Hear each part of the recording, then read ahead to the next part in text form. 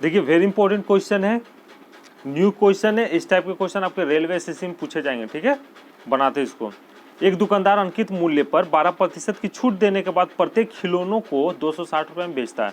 भाई अंकित मूल्य मतलब क्या होता है भाई? मार्क प्राइस होता है। मार्क प्राइस पे ही डिस्काउंट मिलता है और मार्क प्राइस जो होता है वो सेलिंग प्राइस के बराबर रहता है। कहते हैं ना इतना का डिस्काउंट देकर इतना में बेच दिया। आगे देखिए, यदि उसने कोई छूट नहीं दी होती तो उसे 20% का लाभ होता है। लाभ हानि हमेशा किस पे होता है? क्रय मूल्य पे होता है, कॉस्ट प्राइस पे होता है, ठीक है। आगे देखिए, यदि खिलौनों का क्रय मूल्य 20% कम हो जाता है और वह अभी भी पहले की तरह ही प्रॉफिट कमाना चाहता है, पहले का प्रॉफिट कितना था? 20%, पहले की तरह ही कमाना चाहता है, तो उसे इसे कितने में बेचना होगा? मतलब इस खिलौनों को कितने में बेचना होगा? बनाते हैं। देखिए भाई यहाँ पे क्वेश्चन में मार्क प्राइस नहीं दिया हुआ, तो मार्क प्राइस को हम क्या लेके चलेंगे? 100x लेके चलेंगे, ठीक है। क्या लेके चलेंगे? 100x लेके चलेंगे। 12% का डिस्काउंट मिल रहा है, मार्क प्राइस पे मिलता है। और मार्क प्राइस हमेशा किसके बराबर होता है? सेलिंग प्राइस के बराबर होता है, विक्रय मूल्य के बराबर होता है, ठीक है। मार्क प्राइस पे डिस्काउंट मिल रहा है। एमपी कितना लेके चल रहे हैं? 100x।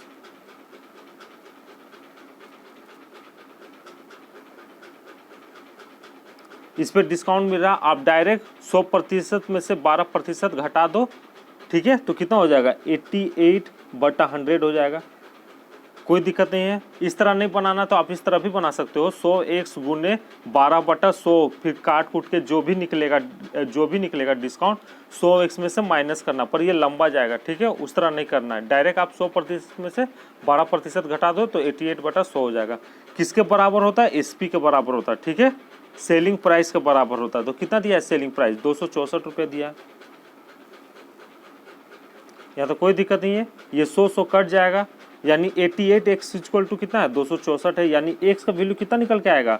264/88 कर दीजिए तो 8 16 24, 8 16 24, यानी 3 बार में कट जाएगा 264, ठीक है। x का वैल्यू 3 आया तो यहाँ से मेरा मार्क प्राइस निकल जाएगा, आराम से निकलेगा। मार्क प्राइस में पुट कर दीजिए ना, 100x लेके चले थे ना, और x का वैल्यू कितना आया? 3 आया, तो x की जगह पुट कर दीजिए तो कितना हो जाएगा? 300 हो जाएगा। यानी मार्क प्राइस कितना आया भाई? 300 आया। अब ध्यान से देखिए आगे, यदि उसने कोई छूट नहीं दी होती तो उससे 20% का लाभ होता। भाई जब कोई छूट दिया ही नहीं तो यही आपका सेलिंग प्राइस हो गया, ठीक है। जो 300 रुपया है मार्क प्राइस, यही आपका सेलिंग प्राइस हो गया। जब कोई छूट दिया ही नहीं, ठीक है, तो यही ना आपका एसपी हो जाएगा, यही सेलिंग प्राइस हो जाएगा ना, कोई दिक्कत नहीं है। तो यहाँ से मेरा कॉस्ट प्राइस निकल जाएगा। सीपी इक्वल टू क्या होता है? कॉस्ट प्राइस क्रय मूल्य इक्वल टू क्या होता है भाई? क्या होता है? एसपी गुने 100 बटा प्रॉफिट प्रतिशत, ठीक है, 100/100 प्लस प्रॉफिट प्रतिशत, यही होता है ना। तो कितना हो जाएगा? एसपी कितना दिया है? 300, यहाँ लिख देते हैं,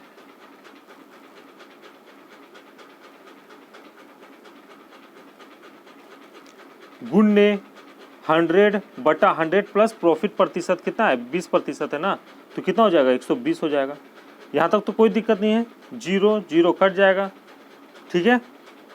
3 4 12, 4 दूनी 8, 4 5 20, यानी कॉस्ट प्राइस कितना निकल के आया भाई? 250 निकल के आया। कॉस्ट प्राइस सीपी कितना निकल के आया? 250 निकल के आया, ठीक है।